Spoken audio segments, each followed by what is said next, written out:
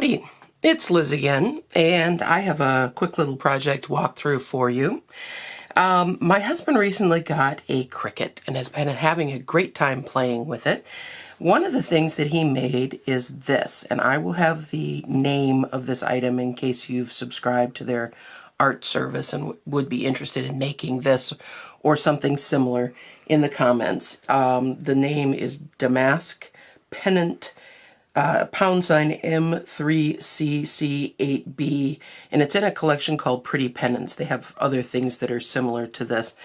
But what this really reminded me of was sort of an old-fashioned, slightly mysterious metal iron gate that would lead to a garden. And I wanted to make a little garden theme book with this on the cover. This is the first time I've actually gotten to work with this. He made a bunch of these, and I put them into my pink flow journal collection, which if you follow the link to my Etsy store, you'll find these. There's one of these in the collection.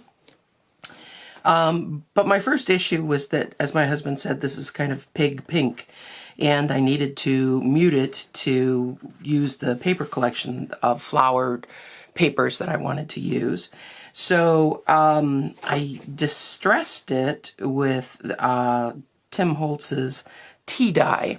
And one of the things that I did is I held it very still on a piece of paper and used my little pouncing tool to get it all over, and essentially used it as a stencil, and then put it on the cover.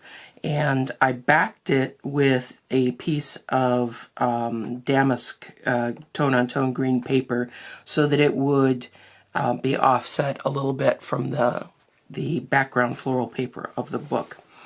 And this is just a quick little project. I'm thinking of using it as a gift for a friend of my daughter's who is not familiar with junk journaling. And when I'm making a junk journal for somebody who isn't familiar with it, it tends to be a little bit less junky because otherwise people wonder why you're giving them a collection of used old rotting papers.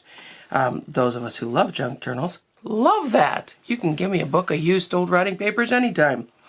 I also used the design on the front as a stencil with a pink background. You can see as I fit that here how nice that looks. And for that particular one, I used worn lipstick. It's a little bit brighter than the pinks in the books, but I wanted the little higher contrast. Got a little pocket in the front with just a folded piece of paper with some washi tape on it. And when I make a junk journal, I try to leave room for people to write. And if I feel like there isn't enough room, I make my own sort of post-it notes with a little bit of washi tape and a piece of paper so that you can still see the lovely papers that I've used, but you can write on it as well. And that lets them know that they can add things to the book. Stick papers in it. All right, this paper is actually not from my pink collection. It's from a book I've seen a lot of people use. Let me just grab it here. This one. This was at Michael's. It's the English Rose Garden, and I've seen it in a lot of projects.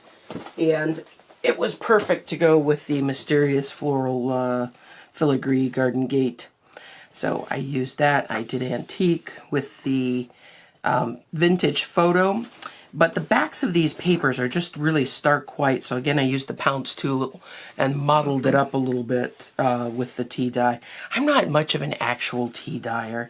It's kind of messy and laborious, and it only takes me a minute or two if I'm not doing a lot of the pages to use the tea dye ink. This is a embellished paper clip that I made with a flower theme.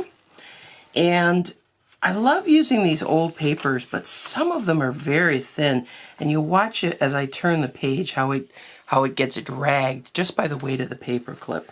So I try not to put anything really heavy on these, like pockets and things, because they just can't support the weight. So I intersperse with the heavier scrapbook paper. And again, the back side being colored, and a little post-it note. And I love this paper. It's a train timetable from Europe from the 70s, but it is wafer thin. just so thin.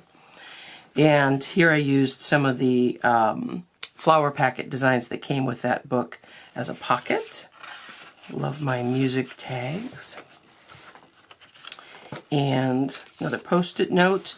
I use a heavy wax linen thread, which is probably more than this little book needs. Embroidery floss would be fine for this little book if you happen to have any lying around. It's cheaper and it's colorful, but that's what I had here, so I used it.